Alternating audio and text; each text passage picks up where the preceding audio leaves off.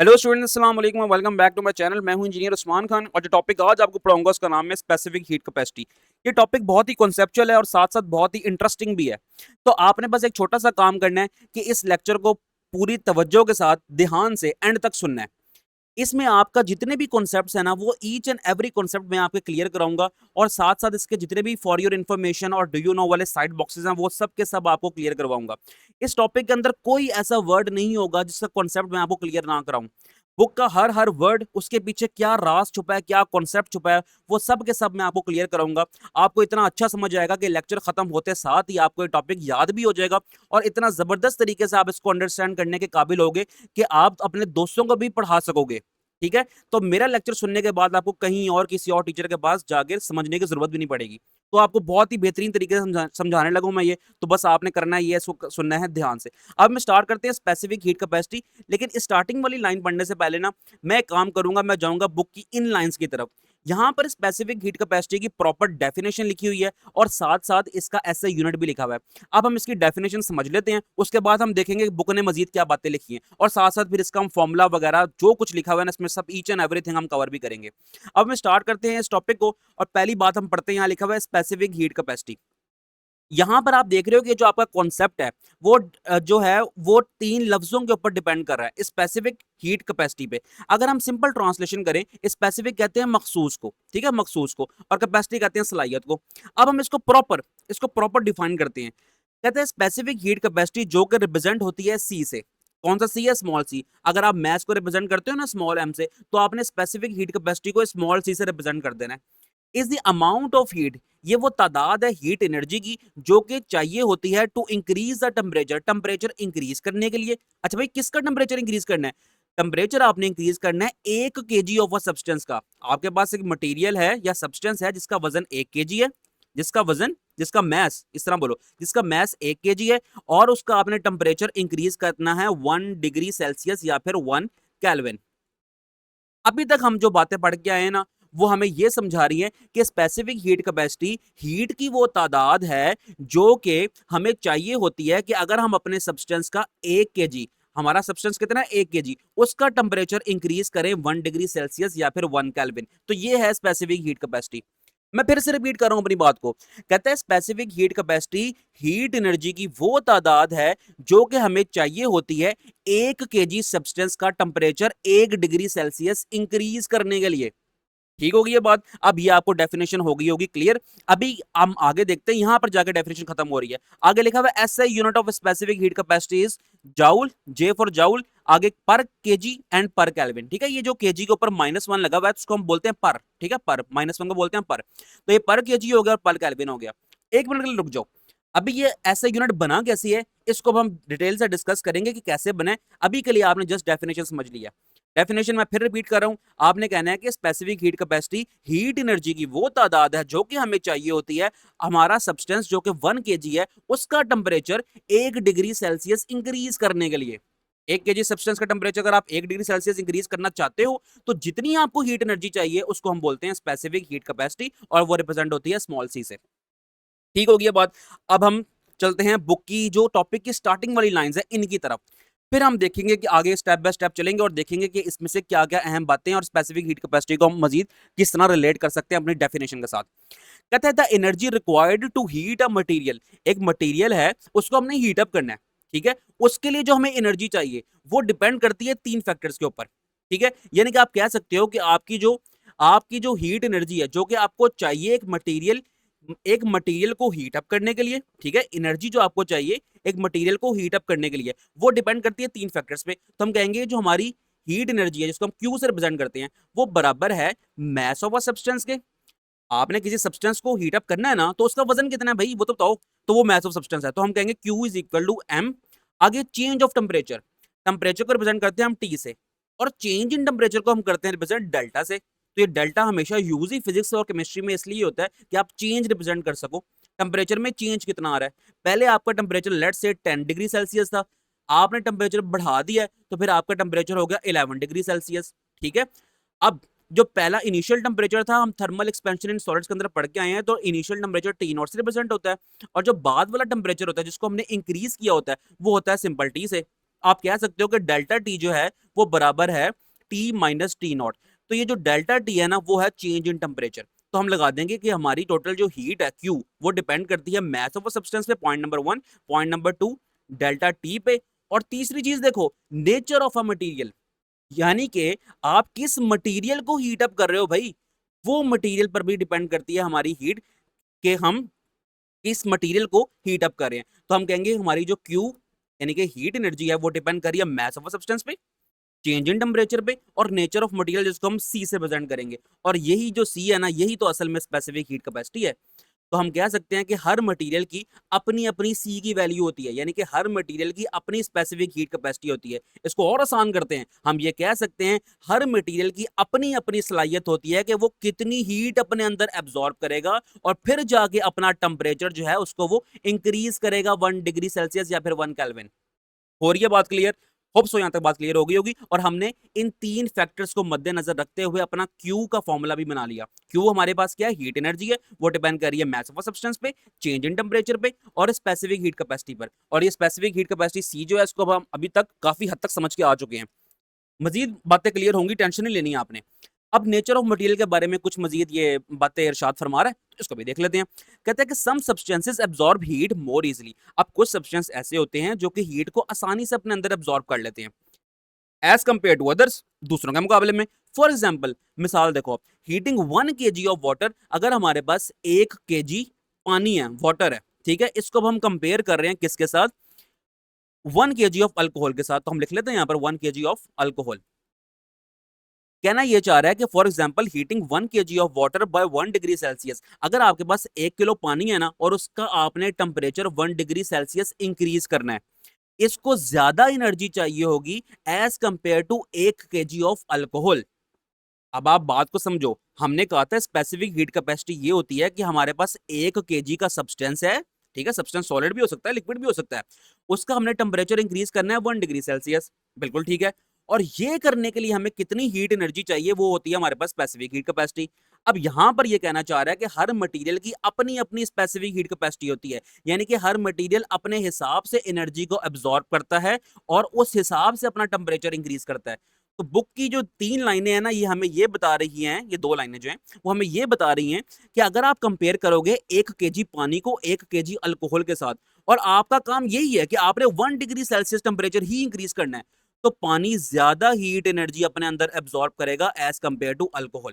यानी कि पानी को ज्यादा हीट एनर्जी चाहिए, 1 किलो पानी को ज्यादा हीट एनर्जी चाहिए अपना टेम्परेचर 1 डिग्री सेल्सियस इंक्रीज करने के लिए। होप सो बातें क्लियर हो गई होंगी। अब हमारा जो फॉर्मूला, अभी हमने 3 फैक्टर्स लिए थे ना हीट के, हमने कहा था कि जो हीट है वो डिपेंड करती है किस पे? एम सी डेल्टा टी पे। तो Q is equal to M C delta T. ये जो 3 फैक्टर्स पढ़ के हम ये जो फॉर्मूला बना के आए थे, सेम वही फॉर्मूला बुक ने अब यहाँ पर लिख दिया अपना। तो हम कह सकते हैं कि Q हमारे पास है हीट एनर्जी, M हमारे पास है mass of a substance, delta T हमारे पास है चेंज इन टेम्परेचर, और C हमारे पास है specific heat capacity. Specific heat capacity यानी कि मटेरियल की सलाहियत कि अपने अंदर वो कितनी हीट एनर्जी एब्जॉर्ब करेगा और फिर जाके अपना वो 1 डिग्री सेल्सियस टेम्परेचर इंक्रीज करे, ठीक है। तो अभी तक मेरा ख्याल है कि मैं आपको कामयाब हो चुका हूँ यहां तक बेसिक कॉन्सेप्ट समझाने के अंदर। अब हम यहाँ पर देखते हैं फॉर योर इन्फॉर्मेशन वाला बॉक्स हमसे क्या कहता है। कहता है metal heat up quickly due to its low specific heat capacity. अब आपने अभी तक तो ये बात समझ ली है कि हर मटेरियल की अपनी अपनी सी की वैल्यू होती है, यानी कि हर मटेरियल की अपनी अपनी स्पेसिफिक हीट कैपेसिटी की वैल्यू होती है, ठीक है। हमने कंपेयर किया ना वाटर और अल्कोहल को, हमने कहा कि वाटर को ज्यादा हीट एनर्जी चाहिए, यानी कि वाटर की स्पेसिफिक हीट कैपेसिटी ज्यादा है अपना टेम्परेचर इंक्रीज करने के लिए एज कंपेयर टू अल्कोहल। तो इस तरह बहुत सारे मटेरियल्स होते हैं, हर किसी की अलग अलग स्पेसिफिक हीट कैपेसिटी होती है। इट मीन्स कि हर मटेरियल को हीट अप करने के लिए अपने अपने हिसाब से हीट एनर्जी देनी पड़ती है ताकि वो अपना टेम्परेचर इंक्रीज कर सकें। तो यही बात लिखी है। कहता है अगर हम बात करें ना मेटल्स की, मेटल्स की अगर हम बात करें तो कहता है वो ज्यादा जल्दी हीट अप होते हैं due to low specific heat capacity. Metals की स्पेसिफिक हीट कैपेसिटी लो होती है, ठीक है, while wood stay normal because of higher specific heat capacity. अगर आप कंपेयर करें मेटल को लकड़ी वुड के साथ, तो वुड की जो स्पेसिफिक हीट कैपेसिटी है वो है ज्यादा। इट मींस, अब ध्यान से सुनना, ये कहना ये चाह रहा है कि मेटल की स्पेसिफिक हीट कैपेसिटी लो है। इसका मतलब है कि मेटल जो है ना वो थोड़ी सी हीट अपने अंदर अब्सॉर्ब करेगा और वो गर्म हो जाएगा, सही है, अपना टेम्परेचर इंक्रीज कर लेगा, गर्म हो जाएगा, अपना टेम्परेचर इंक्रीज कर लेगा। इसके मुकाबले में अगर हम लकड़ी की बात करें, उसकी स्पेसिफिक हीट कैपेसिटी की वैल्यू ज्यादा है। इट मींस कि हमें ज्यादा हीट एनर्जी देनी पड़ेगी ताकि उसका टेम्परेचर इंक्रीज हो। सही है बात। तो बस ये फॉर योर इन्फॉर्मेशन में बात लिखी है, और मजीद हम इसको रिलेट करेंगे। अभी जो हम खाने वगैरह बनाते हैं ना, वहां पर जो स्टील का चम्मच होता है उसके पीछे लकड़ी का हैंडल लगा होता है, तो इसको मिसाल बनाते हुए हम इन बातों को मजीद समझते जाएंगे। तो होप सो यहाँ तक बातें समझ आ गई होंगी। अब मैं चीजों को रेस कर लूं, फिर हम चलते हैं अगले टॉपिक की तरफ। अच्छा जी बच्चों, हम डिस्कस करते हैं specific heat capacity of solid को। तो इससे पहले आप general definition specific heat capacity की पढ़ के आ चुके हैं, ठीक है। यानी कि आप कह सकते हैं कि कितनी हीट एनर्जी चाहिए 1 kg ऑफ सब्सटेंस का टेम्परेचर 1 डिग्री सेल्सियस इंक्रीज करने के लिए। तो हम सॉलिड में भी यही काम करेंगे। आपने जनरल जो स्पेसिफिक हीट कैपेसिटी की डेफिनेशन है ना, इसके अंदर आपने जस्ट सॉलिड का इजाफा कर देना है। तो हम ये कह सकते हैं कि अगर हमारे पास 1 kg सॉलिड है, 1 kg सॉलिड है, और उसका हमने टेम्परेचर इंक्रीज करना है 1 डिग्री सेल्सियस या फिर 1 केल्विन, तो हमें कितनी हीट एनर्जी चाहिए होगी, उसको हम बोलेंगे specific heat capacity of solid. तो यही डेफिनेशन यहां पर लिखी है, आप याद कर सकते हो। The specific heat capacity of solid is the heat energy. Specific heat capacity solid की ये वो हीट एनर्जी है जो कि हमें चाहिए। किस लिए चाहिए? To raise the temperature, temperature बढ़ाना है। कितना बढ़ाना है? 1 kg सॉलिड का। और कितना बढ़ाना है? 1 डिग्री सेल्सियस। तो ये आपके पास स्पेसिफिक हीट कैपेसिटी होगी है सॉलिड की। आगे बढ़ते हैं, कहते हैं material with high specific heat capacity such as wood and rubber. अब वो बता रहा है कि कुछ मटेरियल ऐसे होते हैं जिनकी स्पेसिफिक हीट कैपेसिटी ज्यादा होती है, और कुछ मटेरियल ऐसे होते हैं जिनकी स्पेसिफिक हीट कैपेसिटी कम होती है। अभी हम डिस्कस करके आए ना इस डायग्राम के अंदर, जो हम मेटल को और ना हम वुड को कंपेयर कर रहे थे, तो सेम यहाँ पर वही बात कर रहा है। अब वो सॉलिड को स्पेसिफिक बना के काम कर रहा है, ठीक है। आगे अब वो लिक्विड का भी डिस्कशन करेगा।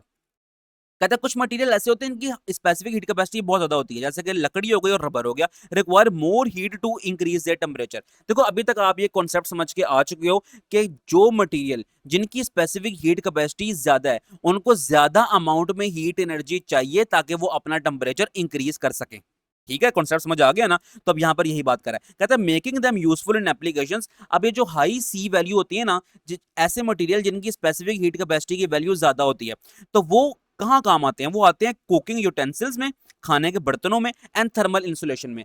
अब कुकिंग यूटेंसिल को समझ लो आप। देखो जो खाना बनाने का जो हमारे पास चम्मच होता है ना, वो इस तरह होता है, ये ऊपर से चम्मच सारा मेटल का बना होता है, ठीक है, अमूमन स्टील का बना होता है, और नीचे ना एक हैंडल लगा होता है, और वो हैंडल होता है किसका? लकड़ी का, वुड का, और ऊपर होता है क्या? स्टील। अभी जो स्टील है ना, इसकी स्पेसिफिक हीट कैपेसिटी की वैल्यू बहुत कम है। यानी कि आप थोड़ी सी भी इसको हीट दोगे ना, तो ये गर्म हो जाएगा। अब हमने खाना बनाना है, तो हम गर्म चम्मच को तो हाथ में नहीं पकड़ेंगे। इसलिए वो क्या काम करते हैं? वो करते ये हैं कि जो हैंडल होता है, जो हमारे हाथ में पकड़ा जाता है, उसको बना देते हैं लकड़ी का।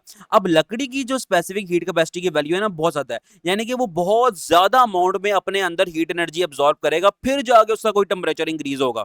ठीक है, इसलिए वो कहता है कुकिंग यूटेंसिल्स के अंदर हम वुड का भी इस्तेमाल करते हैं, ताकि जो है ना हमारे जो बर्तन है खाने के, वो ज्यादा ना गर्म ना हो, ताकि हम इजीली इनको कैरी कर सकें।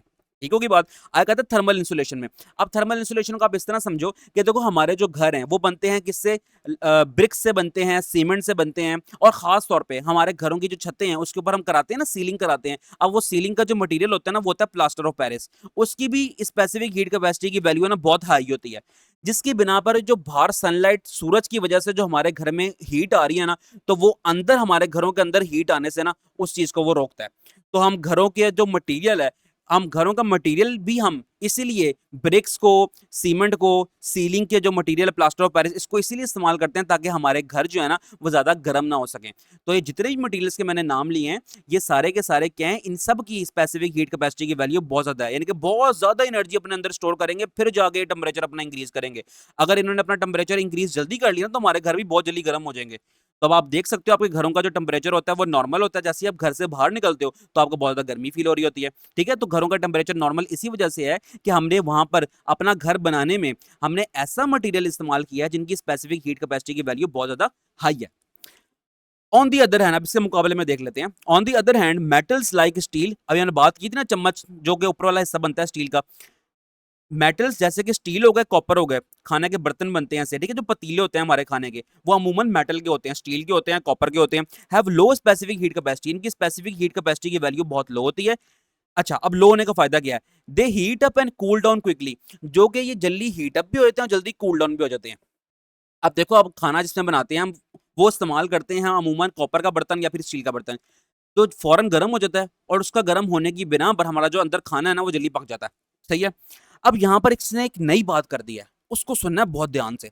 यहां पर लिखा हुआ है कि वो हीट अप, अभी तक हम यही पढ़ के आए हैं ना स्पेसिफिक हीट कैपेसिटी को, कि कितनी हीट दोगे फिर जाके वो अपना टेम्परेचर इंक्रीज करेगा।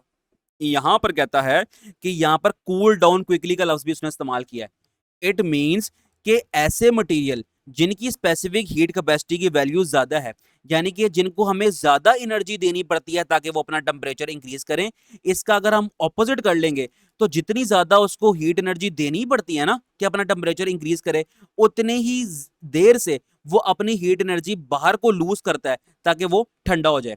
यानी कि आप ये कह सकते हैं कि ऐसे मटेरियल जिनकी स्पेसिफिक हीट कैपेसिटी की वैल्यू ज्यादा है वो ज्यादा देर से गर्म होते हैं और ज्यादा देर से ही ठंडे होते हैं। ठीक होगी ये बात। इसके मुकाबले में ऐसे मटेरियल जिनकी स्पेसिफिक हीट कैपेसिटी की वैल्यू लो है तो वो जल्दी गर्म भी हो जाते हैं और जल्दी ठंडे भी हो जाते हैं। ठीक होगी ये बात। होप सो आपको ये बातें समझ आ रही होंगी। So they are used in making cooking items. तो कहता है कि ऐसे मटेरियल जिनकी स्पेसिफिक हीट कैपेसिटी की वैल्यू बहुत लो होती है तो वो कुकिंग आइटम्स बनाने में, यानी कि जो खाने के पतीले होते हैं, बर्तन होते हैं, उनमें इस्तेमाल होता है। खास तौर पे केटल्स, जो चाय बनाने के लिए केटल इस्तेमाल होती है पतीली, उसमें इस्तेमाल होता है। रेडिएटर्स, गाड़ी के रेडिएटर्स की बात हो रही है, उसको हम आगे जाकर डिटेल से डिस्कस करते हैं।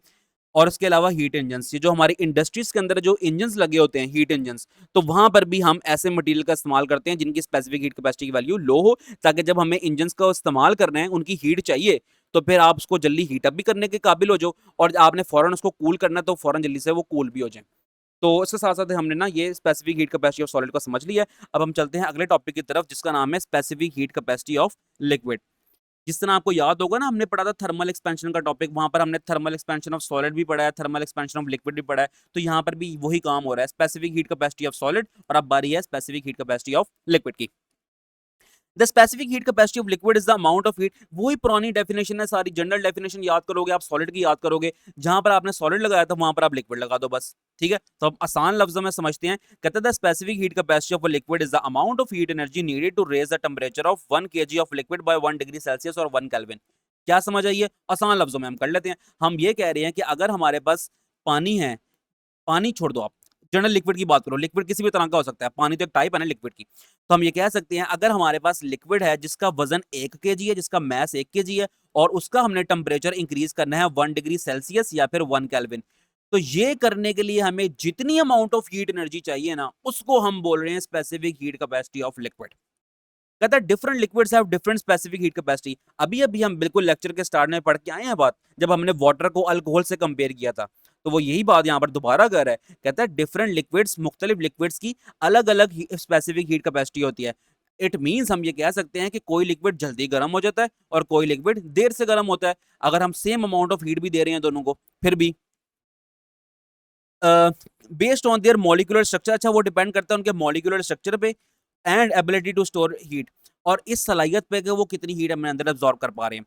One of the most important liquid in this regard is water. कहता है इन, अगर हम देखें ना लिक्विड्स में, तो लिक्विड में सबसे इंपॉर्टेंट जो लिक्विड हमारे पास है ना वो वाटर है। अच्छा, वाटर को इतना अहम क्यों कह रहे हैं भाई, आगे बताएगा। Which has a high specific heat capacity of 4200 joule पर केजी पर केल्विन। इट मीन्स, अब ध्यान से सुनना इस बात को, इट मीन्स कि पानी, अगर हमारे पास पानी है 1 kg और उसका हमने टेम्परेचर इंक्रीज करना है 1 डिग्री सेल्सियस या फिर 1 केल्विन, तो उसके लिए हमें 4200 जूल ऑफ हीट एनर्जी चाहिए। ये बहुत ज्यादा स्पेसिफिक हीट कैपेसिटी की वैल्यू है ये। ठीक है, तो पानी को इसलिए अहम करार दे रहा है वो कि पानी की स्पेसिफिक हीट कैपेसिटी की वैल्यू बहुत हाई होती है। This means water can absorb and store a large amount of heat and only a small temperature increase. अब इस बात का मतलब क्या है? इस बात का मतलब ये है कि पानी बहुत ज्यादा हीट एनर्जी अपने अंदर एब्सॉर्ब कर सकता है। देखो हम दे रहे हैं ना 4200 जूल हीट एनर्जी उसको, इट मींस कि पानी इतनी बेशुमार हीट एनर्जी अपने अंदर एब्सॉर्ब कर सकता है, फिर जाके उसका 1 डिग्री सेल्सियस टेम्परेचर इंक्रीज होगा। है ना कितने मजे की बात पानी की।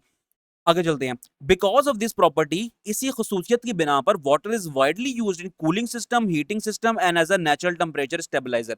तो कहता है पानी को इसीलिए हम अपने कूलिंग सिस्टम के अंदर भी, हीटिंग सिस्टम के अंदर भी, और डिफरेंट टेम्परेचर स्टेबलाइजर, जहां पर हमने टेम्परेचर को मॉडरेट रखना होता है, वहां वहां पर भी हम इसको यूज कर सकते हैं। अब ये जो कूलिंग सिस्टम और हीटिंग सिस्टम वाली बातें हैं ना, अभी मैं आपको पढ़ाऊंगा रेडिएटर। ये देखो कूलिंग सिस्टम इन ऑटोमोबाइल, जहां पर रेडिएटर का काम है और पूरे कूलिंग सिस्टम का काम है, यहां पर मजीद आपको ये कॉन्सेप्ट क्लियर हो जाएंगे।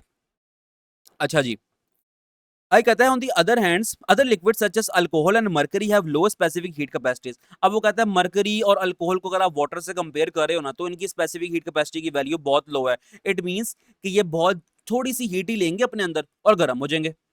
Meaning that they heat up and cool down more quickly than water. अगर वो थोड़ी सी हीट लेकर गर्म हो रहे हैं तो वो ही थोड़ी सी हीट बाहर निकाल देंगे और ठंडे भी हो जाएंगे। अब देखो, पानी को अगर हम इतनी ज्यादा हीट एनर्जी दे रहे हैं तो पानी अपने अंदर ये हीट एनर्जी एब्जॉर्ब करते करते करते बहुत टाइम लगाएगा ना। अब जितना टाइम वो हीट अप होने में लगा रहा है, जितना टाइम अपने अंदर हीट एब्जॉर्ब करने के बाद इतना हीट अप होने में लगा रहा है, उतना ही वो टाइम लगाएगा अपनी हीट एनर्जी बाहर निकालने में, और फिर वो 1 डिग्री सेल्सियस पे ठंडा हो जाएगा। तो जो मटेरियल, मैं फिर बता रहा हूं आपको बात अपनी जो मैं पहले करके आ चुका हूं, ऐसे मटेरियल जिनकी स्पेसिफिक हीट कैपेसिटी की वैल्यू ज्यादा होती है तो वो ज्यादा देर से गर्म होते हैं और फिर ज्यादा देर से ठंडे भी होते हैं। और ऐसे मटेरियल जिनकी स्पेसिफिक हीट कैपेसिटी की वैल्यू लो होती है वो जल्दी गर्म भी हो जाते हैं और जल्दी ठंडे भी हो जाते हैं। हो रही है बातें क्लियर? होप सो क्लियर हो रही होंगी, और यहां तक हमने यहाँ पर खत्म कर ली अपनी बातें। अब आगे आ रही हैं बहुत ही जबरदस्त किस्म के कॉन्सेप्ट और बहुत ध्यान से समझने हैं आपने। ठीक है, अगर अभी तक आप थक गए हो तो वीडियो को करो पॉज, पानी शानी पी के आ जाओ और उसके बाद हम ये कॉन्सेप्ट शुरू करेंगे। बहुत ही इंटरेस्टिंग है और आपने ध्यान से सुनोगे तो आपको याद करने में बड़ा आसान हो जाएगा। तो काफी कुछ लिखा हुआ है इसमें और मैं आपको each and every concept clear कराऊंगा। ठीक है, अभी तक आपने बातें याद कर ली हैं, स्पेसिफिक हीट कैपेसिटी क्या होता है, स्पेसिफिक हीट कैपेसिटी सॉलिड की क्या होती है, लिक्विड की क्या होती है। ऐसे मटेरियल्स, ऐसे सब्सटेंस जिनकी स्पेसिफिक हीट कैपेसिटी की वैल्यू ज्यादा होती है वो देर से गर्म होते हैं, यानी कि ज्यादा हीट एनर्जी अपने अंदर अब्सॉर्ब करते हैं और फिर वो गर्म होते हैं, और जितना देर से वो गर्म होते हैं उतना ही देर से वो ठंडे होते हैं। इसके मुकाबले में ऐसे मटेरियल या ऐसे सब्सटेंसेस जिनकी स्पेसिफिक हीट कैपेसिटी की वैल्यू लो होती है तो वो जल्दी ठंडे भी होते हैं और जल्दी गर्म भी होते हैं। तो अब हम इसी को कॉन्सेप्ट्स को ज़हन में बिठाते बिठाते ना आप डिस्कस करेंगे effects of large specific heat capacity of water. अच्छा जी बच्चों, हम डिस्कस करते हैं effects of large specific heat capacity of water. अभी तक हम ये पढ़ के आ चुके हैं कि वाटर की स्पेसिफिक हीट कैपेसिटी की वैल्यू बहुत ज्यादा है, 4200 जाउल पर केजी पर केल्विन है। अब इसके असरात क्या होते हैं, तो उसने दो अहम कॉन्सेप्ट्स यहाँ पर डिस्कस किए हैं अलग अलग पैराग्राफ्स के अंदर, तो हम एक एक करके डिस्कस करते हैं इसको। कहता है कि लार्ज वाटर बॉडीज जैसे कि ओशंस हो गए हैं, लेक्स हो गए हैं, समंदर हो गए हैं, दरिया हो गए हैं, absorb heat during the day and release it slowly at night. तो दिन के टाइम में वो अपने अंदर हीट अपने अंदर एब्जॉर्ब करती हैं। ठीक है, ओशंस और लेक का जो पानी है उनकी बात हो रही है, वो अपने अंदर दिन के टाइम हीट एनर्जी एब्जॉर्ब करते हैं जो कि सूरज की हीट है, और रिलीज करते हैं उसी हीट को आराम आराम से रात के वक्त। अब ये स्लोली का लफ्ज क्यों आ गया? देखो, अब ये समंदर है ना, ओशंस और लेक हैं, तो यहां पर वो बात कर रहा है, यहां पर पानी होता है और पानी की स्पेसिफिक हीट कैपेसिटी की वैल्यू बहुत हाई है। मैंने आपको अभी तक ये कॉन्सेप्ट क्लियर करवा चुका हूं कि ऐसे सब्सटेंसेस जिनकी स्पेसिफिक हीट कैपेसिटी की वैल्यू बहुत हाई होती है तो वो देर से गर्म होते हैं और देर से ठंडे होते हैं। ठीक है, इसी बुनियाद पर वो दिन के टाइम जो सूरज की जो तपिश होती है ना उसको अपने अंदर एब्जॉर्ब करते हैं, आराम आराम से एब्जॉर्ब हो रही होती है। अब आराम से एब्जॉर्ब होने का मतलब ये नहीं है कि वो बहुत ही सुस्त कोई प्रोसेस है, ये ऐसा नहीं है। वो मतलब इसका ये है कि वो अपने अंदर बहुत ज्यादा हीट एब्जॉर्ब करता जा रहा है, करता जा रहा है, करता जा रहा है, फिर जाके उसका 1 डिग्री सेल्सियस टेम्परेचर इंक्रीज हो रहा है। ठीक है, यानी कि बहुत देर से वो गर्म हो रहा है। और रात के टाइम क्या हो रहा है, उसी हीट को जो उसने अपने अंदर एब्जॉर्ब किया तो आराम आराम से उसको वो बाहर निकाल रहा है ताकि वो ठंडा भी हो सके, प्रिवेंटिंग ड्रास्टिक टेम्परेचर चेंज। अब यही जो सारा सिस्टम है ना, दिन के टाइम अपने अंदर हीट एब्जॉर्ब करना और रात के टाइम स्लोली इसको बाहर निकालना, इसी बुनियाद पर ना जो सडन टेम्परेचर चेंजेस होती है ना वो नहीं हो पाती। This is why coastal areas of milder climate compare to the inland region. अब हमारे पास दो तरह के रीजन बता दिए उसने, एक हो गया कोस्टल एरियाज और एक हो गया इनलैंड रीजन। अब कोस्टल एरियाज कौन से होते हैं? ऐसे इलाके जो कि समंदर के पास आबाद हैं, जैसे कि कराची हो गया। और इनलैंड रीजन्स कौन से होते हैं? जो कि मैदानी इलाके होते हैं, जैसे कि लाहौर हो गया। अब वो ये कह रहा है, कहता है कोस्टल एरियाज का ना जो क्लाइमेट होता है वो माइल्डर होता है। इट मीन्स वो मॉडरेट होता है, ना ज्यादा ठंड होती है वहां पर ना ज्यादा गर्मी होती है वहां पर। Since water has a specific heat capacity 4200 joule पर केजी पर केल्विन, ये बात हमें पता है कि पानी की इतनी होती है स्पेसिफिक हीट कैपेसिटी की वैल्यू। वाइल, अब नई बात आ रही है, while dry soil, inland region में क्या होगी? ड्राई सॉइल होगी, खुश्क मिट्टी होगी। लाहौर में मिट्टी मिट्टी है, समंदर नहीं है यहाँ पर। हैज ओनली 810 जूल पर केजी पर केल्विन। अब यहाँ पर आप कंपेयर करो ड्राई सॉइल को किसके साथ? पानी के साथ। तो आप ये कह सकते हो कि आपकी जो ड्राई सॉइल है उसकी स्पेसिफिक हीट कैपेसिटी की वैल्यू बहुत लो है। और ये कॉन्सेप्ट क्लियर कर चुके हैं हम, जिसकी सी की वैल्यू लो होती है, स्पेसिफिक हीट कैपेसिटी की वैल्यू लो होती है, तो वो जल्दी गर्म भी होता है और जल्दी ठंडा भी होता है। तो अगर हम 810 को तकरीबन 5 से ज़रब दें तो ऑलमोस्ट हम पहुंच जाएंगे 4200 के करीब करीब हम पहुंच जाएंगे, ठीक है। 4050 तकरीबन बनता है, अगर हम इसको मल्टीप्लाई कर लें इसको 5 के साथ, तो हम ये कह सकते हैं कि जो ड्राई सॉइल है वो 5 टाइम्स जल्दी फास्टर हीट अप होती है एज कंपेयर टू वाटर। और हीट कौन सी मिल रही है, same amount of heat energy मिल रही है उनको। सूरज की रोशनी तो सेम पड़ रही है ना पानी के ऊपर भी और उसके ऊपर भी, सॉइल के ऊपर भी। तो सॉइल जो है जिसकी स्पेसिफिक हीट कैपेसिटी की वैल्यू बहुत लो है, तो वो 5 टाइम्स ज्यादा जल्दी गर्म हो रही है as compare to water. As a result land temperature rises and fall more quickly. अब हमने बात कर ली कि सॉइल बहुत जल्दी गर्म हो रही है, तो उसी को हम ये भी कह सकते हैं कि जो चीज जितनी जल्दी गर्म होती है वो उतनी ही जल्दी ठंडी भी होती है। तो यही वो बात कर रहा है, कहता है कि अगर हम लैंड टेम्परेचर की बात करेंगे ना, जो कि मैदानी इलाके हमारे पास हैं, वहां का टेम्परेचर राइज बढ़ता और घटता फॉल बहुत जल्दी होता है as compare to sea temperatures. तो जो समुद्री इलाके हैं ना, वहां का टेम्परेचर जल्दी ना ठंडा होता है ना जल्दी गर्म होता है। क्यों? क्योंकि वहां पर पानी है और पानी की स्पेसिफिक हीट कैपेसिटी की वैल्यू बहुत हाई है, और जिनकी स्पेसिफिक हीट कैपेसिटी की वैल्यू बहुत हाई होती है तो वो ना जल्दी गर्म होते हैं और ना जल्दी ठंडे होते हैं। इसके मुकाबले में जो मैदानी इलाके हैं वहां पर ड्राई सॉइल होती है, जैसे कि लाहौर, तो उनकी वैल्यू बहुत लो है। जब स्पेसिफिक हीट कैपेसिटी की वैल्यू लो होगी तो वो थोड़ी सी भी हीट में, यानी कि बहुत जल्दी वो गर्म भी हो जाएंगे और बहुत जल्दी वो ठंडे भी हो जाएंगे। इसीलिए वो कह रहा है कि जो कोस्टल एरियाज होते हैं ना, वहाँ का टेम्परेचर मॉडरेट रहता है, और जो हमारे मैदानी इलाके हैं वहाँ का टेम्परेचर बहुत जल्दी गर्म भी हो जाता है। यानी कि लाहौर में गर्मी ज्यादा पड़ती है एज कम्पेयर टू कराची, और सर्दी भी ज्यादा पड़ती है लाहौर में एज कम्पेयर टू कराची, क्योंकि सॉइल फॉरन अपनी हीट एनर्जी जो इसने अब्सॉर्ब किया उसको रिलीज भी कर देती है। तो इसके साथ साथ हमारा ये कॉन्सेप्ट नंबर 1 क्लियर हुआ। अब हम चलते हैं अगले बहुत ही अहम कॉन्सेप्ट की तरफ, और यहां पर हम डिस्कस करेंगे कूलिंग सिस्टम ऑफ ऑटोमोबाइल्स। अब बहुत ही ध्यान से आपने सारी बातें सुननी है जो हम यहाँ पर करने लगे हैं। तो उसके बाद हम पहले कॉन्सेप्ट समझ लेंगे ना यहाँ पर डायग्राम की हेल्प से, उसके बाद हम ये बुक की रीडिंग भी कर लेंगे कि बुक हमें क्या कहना चाहती है। अब मैं थोड़ा सा इस पिक्चर को करता हूँ जूम, ताकि हम इस डायग्राम को क्लियरली देख सकें। अच्छा जी, थोड़ा सा अगर ये नीचे हो जाए तो चलें, ठीक है। यहाँ पर देखें, अब आप, मैंने लेक्चर नंबर 3 के अंदर जहां पर मैं थर्मल एक्सपेंशन ऑफ गैसेस पढ़ा रहा था, वहां पर मैंने आपको थोड़ा बहुत कॉन्सेप्ट दिया था ऑटोमोबाइल इंजन के किस तरह वर्क करते हैं वो। तो यहां पर मैं फिर से वो कॉन्सेप्ट आपको रिवाइज करा देता हूँ। देखो, ये लगे हुए हैं क्या, सिलेंडर्स। अब ये जो सिलेंडर है ना, जो गाड़ी की इंजन के अंदर है, ये याद कर लो, गाड़ी के इंजन के अंदर सिलेंडर्स होते हैं, यहाँ मेंशन भी किया हुआ है उसने। अब ये जो सिलेंडर है इसके अंदर जाता है हमारी गाड़ी का पेट्रोल, जो हम पेट्रोल भरवाते हैं ना गाड़ी में, वो पेट्रोल जाता है सिलेंडर के अंदर। प्लस साथ साथ यहाँ पर ये होता है एनवायरनमेंट से ना ये कुछ गैसेस ले लेता है। हवा में हमारे अंदर गैसेस होती है ना, जो हमारी हवा है उसके अंदर जो गैसेस होती हैं उनको अपने अंदर ले लेता है। तो ये एक पेट्रोल और गैसेस का एक बन जाता है एक रफ सा मिक्सचर। जब ये मिक्सचर जो है ना इकट्ठा होता है, और वो कहाँ इकट्ठा होता है, वो होता है सिलेंडर के अंदर इकट्ठा। तो अब हम क्या करते हैं, स्पार्क प्लग का सहारा लेते हैं। अब स्पार्क प्लग क्या चीज है, जब आप गाड़ी को सलफ देते हैं ना, इनके स्टार्ट करने की कोशिश कर रहे होते हैं, चाबी लगाते हैं और स्टार्ट करना शुरू करते हैं, जिसको हम सलफ मारना भी कहते हैं। आप स्पार्क प्लग देते हैं तो एकदम एक चिंगारी निकलती है, और चिंगारी जाकर सिलेंडर के अंदर जो मिक्सचर है पेट्रोल और गैसेस का उसको बर्न करना शुरू करती है। जब यहां पर बर्निंग स्टार्ट होगी तो फिर वो सारा का सारा प्रेशर बर्निंग का पड़ता है पिस्टन के ऊपर। अब पिस्टन क्या होते हैं, सिलेंडर के ऊपर या फिर नीचे लगे हुए होते हैं, उन पर पड़ता है। अब जब सिलेंडर पर पिस्टन पड़ेगा, पिस्टन के ऊपर जब प्रेशर पड़ेगा किसका, ये पेट्रोल और गैसेस के बर्न होने का, तो फिर पिस्टन जो है अपना सारा का सारा जो प्रेशर है उसको रिलीज करने के लिए जोर लगाएंगे एक रॉड के ऊपर। अब रॉड के साथ लगे होते हैं क्रैंक शाफ्ट्स, और जो क्रैंक शाफ्ट्स हैं वो आगे कनेक्ट होते हैं मेन शाफ्ट्स के साथ, ठीक है। अब ये जो मेन शाफ्ट्स है ना, ये फर्दर आगे हमारे कनेक्ट होते हैं व्हील के साथ, जिसकी बिना पर हमारी गाड़ी चलना शुरू करती है।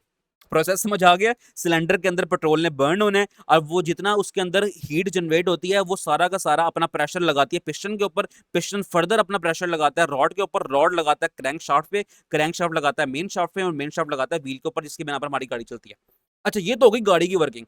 भाई हमने यहाँ पर गाड़ी की वर्किंग नहीं समझनी, हमने यहाँ पर समझनी है कि पानी का, वाटर का क्या रोल है भाई हमारे इंजन के अंदर, ठीक है। हमने असल काम हमारा क्या है, हमने पानी का जो specific heat capacity of water बहुत हाई है ना, तो वो अपना क्या रोल प्ले करती है ऑटोमोबाइल्स के अंदर, यानी कि उसको ठंडा रखने के लिए अपना क्या रोल प्ले करती है, हमने तो असल में वो समझना था। तो अब हम उसको भी समझ लेते हैं, इसमें कौन सी बात होगी। देखो जी बच्चों, यहां पर अगर हम थोड़ा सा गौर करते हैं ना, यहां पर लगा हुआ है एक ढक्कन। अगर आप अपनी गाड़ी का बोनट खोलें तो आपको बिल्कुल सामने ना एक ढक्कन सा नजर आएगा, ये कैप सा नजर आएगा, ठीक है। इसको हम कहते हैं रेडिएटर का कैप है ये। उसके नीचे पूरा का पूरा ना रेडिएटर लगा हुआ होता है, ये रेडिएटर है आपका सारा, ठीक है। अब उसमें करना क्या होता है, आपने इस ढक्कन को खोल के ना उसके अंदर पानी भरना होता है। अगर आपने कभी ये काम नहीं किया तो आप उसको खोल के भी देख लीजिएगा एक बार, गाड़ी को ना, अपने गाड़ी के ऊपर बोनट खोलेंगे, अंदर ढक्कन नजर आएगा, ढक्कन को खोलेंगे, अंदर पानी नजर आएगा आपको। ठीक है। तो आपने अगर नहीं किया तो आपके ना वालिद साहब ने या फिर आपके बड़े बहन भाइयों ने ना ये काम जरूर किया होगा। जब लॉन्ग ड्राइव पे निकलते हैं तो पानी जरूर भरते हैं। इसका फायदा क्या है वो भी देख लेते हैं। आपने क्या करना है, जब इस ढक्कन को खोलेंगे ना तो इसके अंदर पानी होगा। अब हमने रेडिएटर के अंदर पानी भर देना है। अब जब इसके अंदर पानी भर जाएगा तो होगा क्या कि नीचे करके ना, यहां पर करके ना, शो नहीं की लेकिन यहां पर करके ना एक पंप सा लगा होता है। ठीक है। अब वो पंप क्या करता है, वो पंप पानी को रेडिएटर से फर्दर पंप करता है, भगाता है, और कहां लेके जाता है, इंजन के अंदर लेके जाता है। और इंजन के अंदर किस जगह लेके जाता है, जो सिलेंडर है ना इसके इर्द गिर्द लेके जाता है।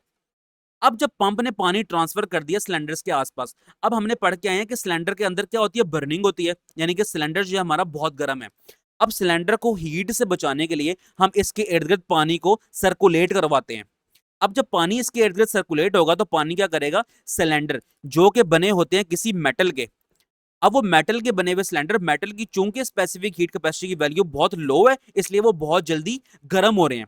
अब पानी क्या करेगा, इनके इर्द गिर्द सर्कुलेट करेगा सिलेंडर के इर्द गिर्द, और जितनी भी हीट निकल रही है ना सिलेंडर में से उसको अपने अंदर एब्जॉर्ब कर लेगा। क्योंकि पानी को बहुत ज्यादा हीट एनर्जी चाहिए जब पानी का टेम्परेचर इंक्रीज करने के लिए, तो इसलिए पानी आराम से घूमता घूमता रहता है यहाँ पर। तो जितनी भी हीट सिलेंडर के आसपास हो रही होती है ना उसको अच्छे से अपने अंदर एब्जॉर्ब कर लेता है, तो ताकि हमारे सिलेंडर जो है ना वो ज्यादा हीट अप ना और गाड़ी हमारी खराब ना हो। अच्छा, अब क्या होना है, जब पानी घूमता घूमता बहुत ज्यादा गर्म हो गया ना, तो पानी ने क्या करना है, पानी ने यहां से ना ऊपर ट्रेवल करना शुरू करना है। और यहां पर लगा हुआ है हमारे पास थर्मोस्टेट। पानी अमूमन घूमता रहता है लेकिन जब पानी एक्सेसिव हीट अप हो जाता है ना तो पानी चला जाता है थर्मोस्टेट के पास। अब थर्मोस्टेट जो है ना, इसके अंदर क्या होता है, ये थर्मोस्टेट इटसेल्फ ना एक बना होता है वैक्स या फिर मोम आप कह लें। मोम होता है ना, मोम, तो वैक्स जिसको हम इंग्लिश में कहते हैं, उससे बना होता है ये। जब पानी इसके ऊपर जाएगा ना तो ये मोम को, वैक्स को ना मेल्ट करना शुरू कर दे। पानी गर्म है ना तो पानी वैक्स को, मोम को पिघलाना शुरू कर देगा। जब पानी इसको पिघलाता है तो फिर ये क्या होगा, यहां पर होगी थर्मल एक्सपेंशन।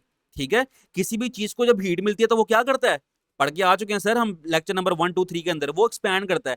तो जैसे ही थर्मोस्टेट एक्सपैंड करना शुरू करता है ना, थर्मोस्टेट जब एक्सपैंड करता है तो थर्मोस्टेट खुल जाता है, थर्मोस्टेट का ढक्कन खुल जाता है, और जो गर्म पानी है ना वो आगे की तरफ जाना शुरू हो जाता है। अब वो गर्म पानी आगे की तरफ जा रहा है और वो आ रहा है दोबारा से रेडिएटर्स की जो ट्यूब है इनके अंदर आ रहा है। अब पानी गर्म यहां पर पहुंच गया। अब जैसे ही गर्म पानी यहां पर पहुंचा तो हमें हमारे जो फैन है ना इसको मिल गया सिग्नल। जैसे ही थर्मोस्टेट से पानी निकल के रेडिएटर में आ रहा है ना तो फैन को मिल गया सिग्नल कि भाई जान गर्म पानी आ चुका है, कुछ करो। अब फैन क्या करता है, फैन घूमना शुरू कर देता है। तो फैन जैसे ही घूमता है ना तो ये जो बाहर की ठंडी हवा है ना, एटमोस्फेयर की जो ठंडी हवा है उसको अपने अंदर लेना शुरू कर देता है। अभी ठंडी हवा आ रही है और डायरेक्ट इस पानी के ऊपर हिट कर रही है। कौन सा पानी, जो कि गर्म पानी रेडिएटर की ट्यूब्स के अंदर आ गया, इसको हिट करती है। अब वो बाहर की जो हवा है इस पानी को कर लेती है ठंडा, और ये पानी फिर से दोबारा अपना काम शुरू करता है, यानी कि सर्कुलेट करना शुरू कर देता है और हमारे इंजन को ठंडा करना शुरू कर देता है। तो ये था हमारा कुल मिला के प्रोसेस। तो होप सो आपको बातें मजे की लगी होंगी। अब हम बुक की वर्डिंग पढ़ लेते हैं और देखते हैं कि बुक हमसे क्या कह रही है। यही कुछ कह रही होगी, ठीक है। इजी, अब आप वर्डिंग पढ़ लेंगे ना तो आपको याद करने में भी आसानी होगी। कहता है वाटर की specific heat capacity also make it useful for storing and transferring heat. कि पानी की स्पेसिफिक हीट कैपेसिटी इतनी ज्यादा है कि इसके अंदर हम हीट स्टोर करा सकते हैं और ट्रांसफर भी करा सकते हैं। इन एन ऑटोमोबाइल इंजन, जो हम इंजन की बात करके आए हैं, अपनी गाड़ियों की, बसेस की, इनके इंजन की, the cooling system uses water to absorb and carry away the heat produced during the engine operation. तो जो कूलिंग सिस्टम हमारा लगा हुआ है ना, पूरा कूलिंग सिस्टम ऑफ ऑटोमोबाइल, तो ये काम ये करता है, जिसके अंदर रेडिएटर भी आ गया, फैन भी आ गया, थर्मोस्टेट भी आ गया, ठीक है, ये सारा कूलिंग सिस्टम है। कहता है कि कूलिंग सिस्टम जो है ना वो पानी का इस्तेमाल करता है ताकि जो इंजन के अंदर हीट बन रही है ना उस हीट से छुटकारा हासिल कर सके। The pump circulate water through the jackets around the engine cylinder. अब मैं आपको ये बता रहा था, यहाँ पे ना पंप, यहाँ करके पंप लगा होता है जो कि पानी को ना सर्कुलेट कराता है, आगे सिलेंडर के इर्द गिर्द घुमाता है। तो यहाँ शो नहीं कराया लेकिन मैंने बता दिया आपको, बुक में यहाँ पे लिखा हुआ भी है। Where it absorb heat. अब सिलेंडर के इर्द गिर्द जब ये पानी घूमेगा तो सिलेंडर की जो हीट है ना उसको अपने अंदर एब्जॉर्ब कर लेगा। This heated water then flow through out the thermostat. अब जब पानी एक्सेसिव गर्म हो जाएगा ना फिर वो जाएगा थर्मोस्टेट के पास, which regulates the movement based on a temperature. अब थर्मोस्टेट पहले ये देखेगा कि भाईजान पानी ड्रामे तो नहीं कर रहा, वो देखेगा पानी अगर ज्यादा हीट अप हो गया ना तो फिर उसके लिए रास्ता फराम करेगा कि भाई तू आगे चला जा, ठीक है ना। बताया कि थर्मोस्टेट के नीचे ना वैक्स लगा होता है, वो वैक्स मेल्ट होती है, थर्मल एक्सपेंशन होती है, जिसकी बिना पर जो है ना अगर इनफ हीट, अगर इनफ गर्म होगा पानी तो फिर ही तो जाके वो वैक्स को मेल्ट करेगा, जिसकी बिना पर जो है ना वैक्स मेल्ट होती है, थर्मल एक्सपेंशन होती है और थर्मोस्टेट रास्ता खोल देता है कि भाई पानी आगे चले जाओ तुम।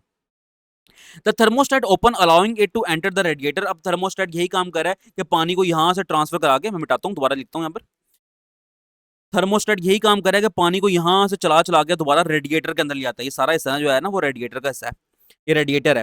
अब fan draw it outside air. अब पंखा क्या काम करता है, पंखे को सिग्नल मिलता है भाई गर्म पानी रेडिएटर के अंदर आ गया, तो पंखा चलना शुरू कर देता है और बाहर की जो हवा है ना, ठंडी हवा बाहर की, वो अपने अंदर लाना शुरू कर देता है, जो कि डायरेक्ट पड़ती है रेडिएटर के ऊपर, और रेडिएटर के अंदर क्या है, गर्म पानी है। The cool water then return. अब वो कह रहा है कि पानी ठंडा हो गया और फिर the cool water then return to the engine to absorb more heat. अब वही प्रोसेस दोबारा रिपीट हो रहा है, यानी कि एक साइक्लिक लूप चल गया कि वही पानी ठंडा हो गया, दोबारा आ रहा है हमारे सिलेंडर्स के पास। A pressure release cap ensure that the system remains safe by releasing excess pressure। अब छोटी सी बात एक और है, देखो यहाँ पर मैं बात कर रहा था ना, यहाँ पर ये जो ढक्कन लगा हुआ है, ये जो ढक्कन लगा हुआ है रेडिएटर के ऊपर, इसके नीचे ना थोड़े से ना स्प्रिंग स्प्रिंग भी लगे होते हैं, ठीक है। ये इटसेल्फ ढक्कन तो है, लेकिन ये जो स्प्रिंग नीचे लगे होते हैं ना, ये काम करते हैं प्रेशर रिलीज करने का काम करते हैं, इनको प्रेशर रिलीज कैप भी कहते हैं इनको हम। तो ये जब पानी के अंदर एक्सेसिव प्रेशर जनरेट हो जाता है ना, यानी कि वाटर अगर इतना हीटअप हो गया कि वो उसका टेम्परेचर यानी कि 100 सेंटीग्रेड पर पहुंच गया, तो वो अपने आप को कन्वर्ट कर लेता है गैस के अंदर, यानी कि पानी एक्सेसिव हीटअप हो गया। अब जब पानी इतना हीटअप हो जाएगा तो इसके अंदर इनफ प्रेशर जनरेट होना शुरू हो जाएगा, तो वो जो स्टीम है ना, वो जो गैस है, भाप है, तो वो प्रेशर रिलीज कैप थोड़ा सा ऊपर उठता है और वो भाप जो है सराउंडिंग में निकल जाती है, ताकि अंदर इनफ हीट ना हो। ठीक होगी बात। Ensure that the system remain safe bye releasing excess pressure, जिसकी बिना पर जो है ना अंदर सिस्टम के अंदर एक्सेसिव प्रेशर जनरेट नहीं होता। This property helps water to carry away heat efficiently. अब वो ये कहता है कि पानी की यही सलाहियत, यानी कि पानी का स्पेसिफिक हीट कैपेसिटी ज्यादा होना, ये जो पानी की सलाहियत है ना, वो हमारे लिए हेल्पफुल है कि वो हमारे इंजन को ओवर हीटिंग से बचाता है, जिसकी बिना पर हमारे इंजन स्मूथली परफॉर्म करते हैं। अगर गाड़ी हमारी हीटअप हो जाएगी तो क्या होता है, बंद होती है। अक्सर आपने गर्म मौसमों में देखा होगा, अगर आप हैवी ट्रैफिक में फंस गए हैं, पीक गर्मी है, आपने गाड़ी का एसी ऑन किया हुआ है, तो आपकी गाड़ी हीटअप हो जाती है और अक्सर बंद भी हो जाती है, ठीक है। वो गाड़ी की एक सुई आपको अगर ऑब्जर्व करें, आपका स्पीडोमीटर है उसके साथ छोटा सा एक बना होता है, वहां पर एक सुई होती है नीडल, जो कि अगर हीटअप हो जाए, ज्यादा ऊपर चली जाए, तो आपको आइडिया होता है आपकी गाड़ी हीटअप हो रही है, तो आप उसको रोकें, रेडिएटर के ऊपर पानी डालें, या फिर रेडिएटर के जो कैप है ना इसको खोलें और नए सिरे से आप ना ठंडा पानी उसके अंदर डालें, तो यानी कि नॉर्मल पानी आप उसके अंदर डालें, ताकि वो गाड़ी आपकी दोबारा नॉर्मल हो जाए। तो यही पानी की सलाहियत है, जो कि पानी हमारे इंजन को हीट अप होने से बचा रहा है। अच्छा जी, हम पढ़ते हैं ये डू यू नो वाला बॉक्स। इसमें कहता है कि why does the metal feel colder than the wood when touched if they are both at the same temperature. अब समझाना ये चाह रहा है, कहता है कि हमारे पास मेटल है और वुड है, और दोनों का टेम्परेचर सेम है। मिसाल के तौर पर दोनों का टेम्परेचर 25 डिग्री सेल्सियस है, कुछ भी ले लो, बस हमने बताना ये है कि दोनों का टेम्परेचर सेम है, मेटल का भी और वुड का भी। तो सवाल में ये पूछ रहा है, वो कहता है जब आप मेटल को अपना हाथ लगाते हैं तो आपको ठंडा फील होता है, लेकिन जब आप लकड़ी को हाथ लगाते हैं तो आपको ठंडा फील नहीं होता। इसकी वजह क्या है? देखो, इसकी वजह बड़ी आसान और बहुत सिंपल इन्होंने यहाँ पर लिखी है, मैं आपको समझाता हूँ। जब हम मेटल को अपना हाथ लगाते हैं ना, तो हम कहते हैं कि जो मेटल है ना, वो है गुड कंडक्टर ऑफ हीट, और वुड क्या है? वुड है इंसुलेटर। इंसुलेटर होते हैं बैड कंडक्टर, यानी कि इसके अंदर से हीट पास नहीं हो सकती आसानी से, लेकिन मेटल के अंदर हीट आसानी से पास हो सकती है। तो कहता है जब आप अपना हाथ लगाते हो ना मेटल के अंदर, तो आपके जो हाथ की हीट है ना, तो वो ट्रांसफर हो जाती है मेटल के अंदर। अब आपके हाथों में से हीट निकल गई, आपके हाथ क्या हो गए? फिर ठंडे हो गए। इसी बिना पर आपको मेटल हाथ लगाने में ठंडा फील होता है। कहता है कि अगर आप वुड को हाथ लगाएंगे ना अपना, तो वुड बैड कंडक्टर है हीट का, तो आप अपना हाथ वुड को लगा रहे हैं, तो आपकी हाथ की हीट ना वुड में ट्रांसफर नहीं हो रही, जिसकी बिना पर वुड को हाथ लगाने पर आपको कुछ फील नहीं हो रहा। तो यही बात यहाँ पर लिखी है। कहता है कि metal is a conductor, metal conductor है, वुड है insulator. The metal conduct the heat away from our hands. Metal हमारे हाथ से हीट कंडक्ट कर लेता है, निकाल लेता है। The wood does not conduct, लेकिन वुड ये काम नहीं करता। As so the wood feels warmer than the metal. इसलिए वुड जो है ना, हमें गर्म फील होता है, गर्म कह लो आप, या फिर आप ये कह लो कि नॉर्मल फील होता है एज कम्पेयर टू मेटल। तो ये इसकी वजह थी। मैं फिर रिपीट करता हूँ कि मेटल कंडक्टर है और वुड इंसुलेटर है। जब हम अपना हाथ मेटल पे लगाते हैं, चूंकि मेटल कंडक्टर है, तो हमारे हाथों की हीट वो अपने अंदर ट्रांसफर कर लेता है। जब हमारे हाथों से हीट निकल गई, तो हमारे हाथ क्या हो गए? ठंडे हो गए हैं। तो इसी बिना पर हमें ठंडा फील होता है। और वुड को जब हम हाथ लगाते हैं, तो वुड बैड कंडक्टर है, तो हमारे हाथों की हीट वुड तक जाती ही नहीं है, ट्रांसफर ही नहीं हो पाती, जिसकी बिना पर हमें ना नॉर्मल फील होता है, यानी कि गर्म फील होता है, आप कह लो, या नॉर्मल फील होता है। गर्म इस हिसाब से हम कह सकते हैं टेम्परेचर कितना है उस कमरे का, ठीक है। तो बस यही कुछ हमारे पास था इस पूरे टॉपिक के अंदर, और हमने इसको बहुत ही deeply each and every concept clear करके समझ लिया है। अगर कुछ इसमें से आपको समझ नहीं आया तो आप मुझसे कमेंट में पूछ लो, समझ आपको सब आ जाएगा। एक बार सुनो, नहीं समझ आया लेक्चर को फिर से सुन लो, तो होपफुली नेक्स्ट टाइम आपको जरूर समझ आएगा। तो इसमें से याद क्या करना है आपको, ये फैक्टर्स शॉर्ट में आ सकते हैं, ये 3 जो फैक्टर्स लिखे हुए हैं यहाँ पर। इसके अलावा डेफिनेशन तो आपने हर सूरत याद करनी है, इसका एसआई यूनिट याद करना है आपने फॉर एमसीक्यूज, फॉर्मूला याद करना है न्यूमेरिकल्स के लिए, फॉर्मूले के जितने भी ये जो पैरामीटर्स हैं इनको याद करना है कि ये क्या क्या चीज़ें हैं। इसके अलावा आपने specific heat capacity of solid के अंदर आपने याद करना है तो पैराग्राफ कर लो याद, लेकिन आपने बस ये याद रखना है कि जो मटेरियल्स हैं जैसे कि स्टील हो गया, कॉपर हो गया, इनकी स्पेसिफिक हीट कैपेसिटी की वैल्यू लो होती है, यानी कि जल्दी ये गर्म हो जाते हैं, जल्दी ठंडे भी हो जाते हैं। और इसके अलावा डेफिनेशन याद कर लो स्टार्टिंग वाली, जस्ट काफ़ी होगा। और ये वुड और रबर याद कर लो कि इनकी स्पेसिफिक हीट कैपेसिटी की वैल्यू बहुत हाई होती है, इसलिए ये कुकिंग यूटेंसिल्स और थर्मल इंसुलेशन में काम आते हैं। ठीक है, छोटी छोटी बातें इनको बस ध्यान में बिठाए रखना। Specific heat capacity of liquid के अंदर ना आपने इस पूरे पैराग्राफ के अंदर ऐसा कुछ याद करने का है नहीं, लेकिन ये जो इफेक्ट वाला पैराग्राफ है ना, इसको आपने अच्छे से याद कर लेना है। ठीक है, इसको आपने अच्छे से याद कर लेना है। ये कॉन्सेप्ट अलग से आ सकता है आपको, और ये नीचे वाला जो कॉन्सेप्ट है ना, ये तो बहुत ही इंपॉर्टेंट लग रहा है मुझे। ठीक है, इंपॉर्टेंट लॉन्ग लग रहा है, कूलिंग सिस्टम ऑफ ऑटोमोबाइल। कोशिश करना है ये डायग्राम भी आपसे बन जाए। बाकी ये जो मैंने इजाफी इन्फॉर्मेशन बताई थी ना आपको कि इंजन काम कैसे करता है, ये करने की जरूरत नहीं है, ये सिर्फ आपको आपका इंटरेस्ट डेवलप करने के लिए मैंने समझाई थी। बाकी जो कुछ बुक में लिखा हुआ है ना, उसी को लेकर चलो और उसी को जो है ना याद करो। तो इसके साथ साथ ही हम इस लेक्चर को करते हैं खत्म। अभी एंड स्क्रीन पर आपको केमिस्ट्री क्लास 10 और क्लास 10 फिजिक्स के कंप्लीट प्लेलिस्ट का लिंक शो हो रहा होगा, वहां पर आपको तरतीब से सारे लेक्चर्स मिल जाएंगे। तो मिलते हैं यहाँ से नेक्स्ट वीडियो में, अपना ख्याल रखें, अल्लाह हाफिज।